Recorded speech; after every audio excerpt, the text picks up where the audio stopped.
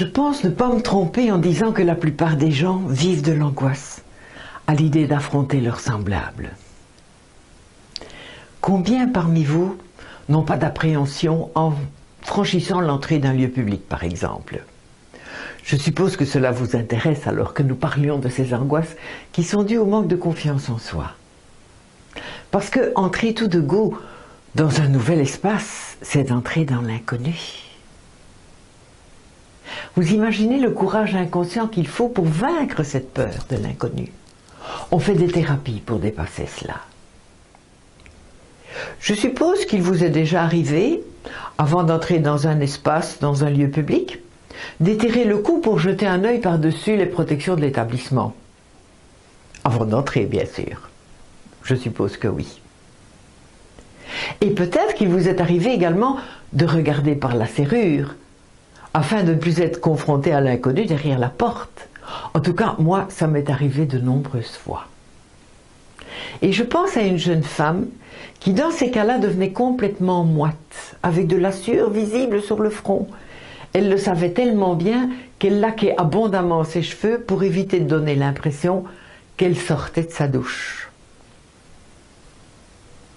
En fait, son problème est très spécifique et néanmoins très courant. C'est la phobie sociale que ça s'appelle.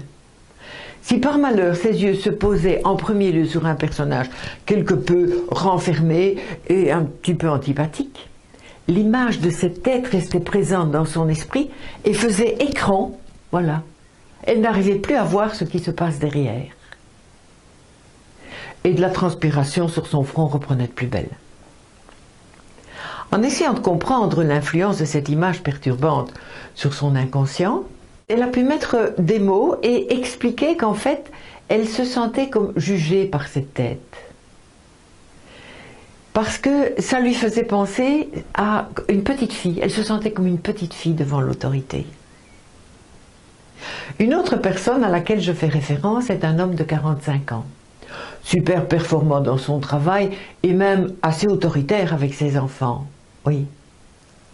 Mais dès qu'il doit affronter une foule inconnue, sa phobie sociale lui envahit le corps tout entier. Mais ce qu'il redoute, ce n'est pas un jugement extérieur, non, c'est son propre jugement.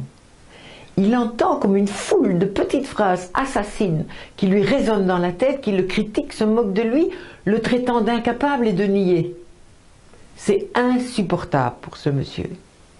Et cette litanie dévalorisante accentue son manque de confiance en lui et lui fait perdre tous ses moyens. Plus il essaye de refaire surface, plus il se noie. Son cœur s'emballe. Et plus un son ne sort de sa bouche. Et s'il insiste, il dit un mot à la place d'un autre, ce qui devient encore plus ridicule. Plus il essaye de passer inaperçu, plus le stress et l'anxiété s'amplifient, ses gestes deviennent maladroits et inadaptés. Il se tord les pieds, il bouscule les objets et les personnes en bégayant des excuses idiotes. C'est un calvaire. Que mettons-nous en œuvre pour remédier à cela? Mais dans le cas de la jeune femme, quelle stratégie mentale mettait en place inconsciemment pour apaiser son angoisse? Elle, c'est clair, elle jette un œil furtif par au-dessus de ce qui protège l'établissement et son cerveau enregistre une grande image complexe qui lui donne des informations sur le plan physique, le plan psychologique, émotionnel et même métaphysique. Donc, recevant toutes ces informations, ça lui permet de reprendre confiance en elle et d'aborder la nouvelle situation avec plus d'énergie. Voilà la solution de débrouille qu'a trouvée cette jeune femme. Mais il y a des stratégies beaucoup plus efficaces, mais que nous aborderons plus tard, mais qui carrément conditionnent notre mental et nous mettent dans un état d'anticipation tel que l'inconnu n'existe plus pour notre cerveau. Quant à la solution dont aurait besoin le monsieur de 45 ans, elle est d'un tout autre ordre, beaucoup plus complexe. Parce que ce ne sont pas des images négatives qu'il voit, ce sont des sons négatifs qu'il entend. Et de plus, ces sons semblent être reliés à sa petite enfance. Alors il aurait besoin d'un travail plus en profondeur. Mais je vous garantis que j'ai les solutions. Mais je ne vais pas vous donner tout de suite les solutions pour vous permettre de vous analyser plus à fond. Car le manque de confiance en soi qui engendre de la peur a de multiples visages. Et définir cela avec des mots est la première chose à faire avant de penser à comment s'en débarrasser.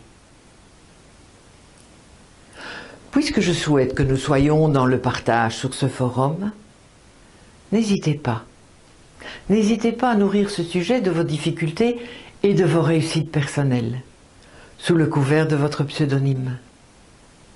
René de Lassus disait « Il y a autant de façons de respirer une rose ou d'écouter de la musique qu'il y a d'humains sur terre. » Et à ça, j'ajouterais qu'il y a autant de façons de se créer des peurs qu'il y a d'humains sur la terre.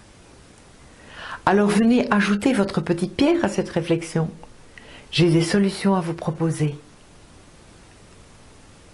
Et dans quelque temps, je partagerai cela avec vous.